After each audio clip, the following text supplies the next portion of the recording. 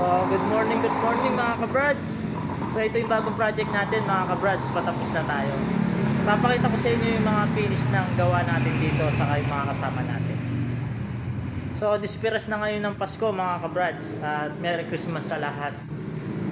So ito mga kabrads yung ano niya, papasok niya.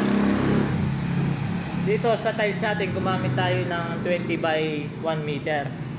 And then yung mga cabinet niya, ayun o, yung mga gumawa dito, kontrata nila yan, mga taga Caloocan sa Maynila. So umuwi sila kahapon, natapos na nila. Ang ganda ng pagkadali nila oh. Ayan o, TV rack niya, ang ganda niya. And then may PVC float siya. Ceiling niya, PVC floated din ginamit niya oh. Ang ganda. Ito yung isang mga patungan ng ano niya, mga picture oh. Pulido sila gumawa mga kabrads. Ayan yung ginawa nila counter. Pinakontrata ni engineer yung cabinet, saka itong granite. And then tayo naman, puro ano lang ginawa natin dito, puro tiles din. Ayan, ang ganda ng cabinet nila oh. Gumamit nga pala sila dyan ng PVC board. Maganda yung PVC board niya, kaya na medyo may kamahalan lang siya mga kabrads.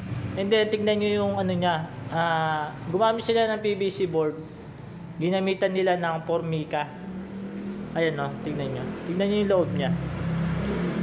Ayan, kulay puti din yung loob niya, malinis din yung pagkagawa niya. Pulido sila gumawa mga kabrads oh. Ang ganda ng loob oh. Sa ang ganda pala, ang ganda nitong Formica na to mga kabrads, nagre-reflect siya sa liwanag. Ayan o, ang linis niyang tignan, masyado siyang ano, mag-gloss siya. And then ito yung mga ano niya, bodega niya, stock room. Ayan, dami niya rin mga ano, patungan. Then ito yung CR na ginagawa natin, kulang pa ng konting tiles yan, wala pa yung ibang materials niya, kaya tayo na lang may iwan dito. Ito yung mga kwarto niya. Ito yung sliding na pinto niya. Ang ganda ng pagkagawa nila.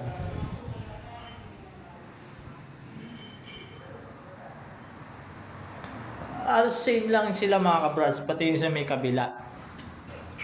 And then yung sa gitna, ayun o, nakasara. Sinarado kasi yung mga gamit natin.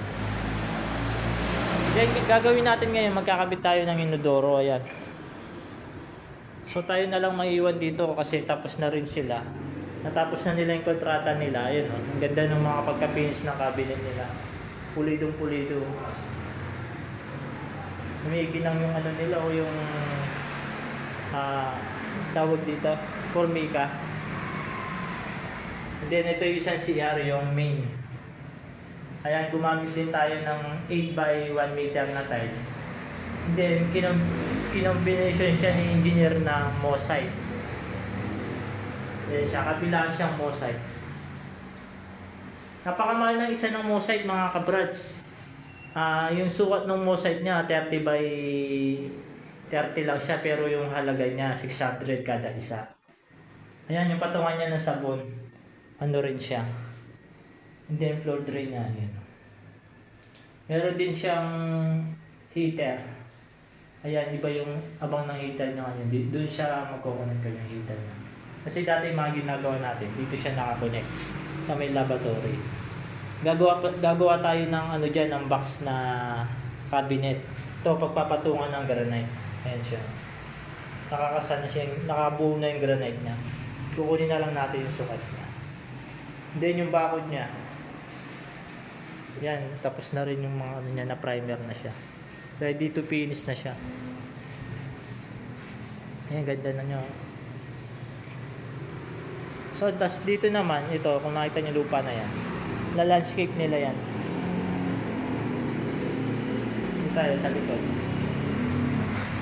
Meron pa dito sa likod mga kabrads.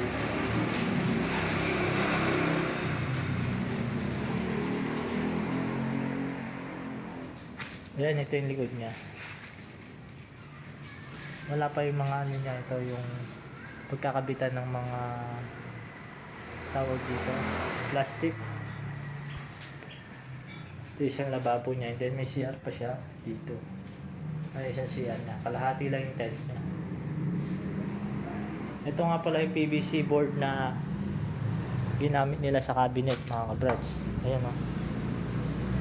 Pulido siyang ano, puti. Para siyang para lang siyang gypsum board pero matigas siya mga kabrads. Hindi yan nasusunog. Kaya napakaganda niya.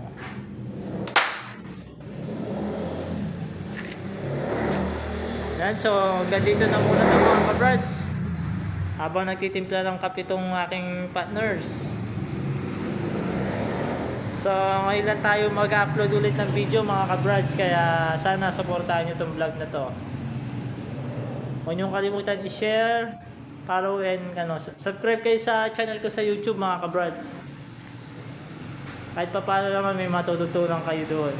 Marami kayong mga malalaman din ng mga gawa natin doon. Nakikita nyo rin lahat.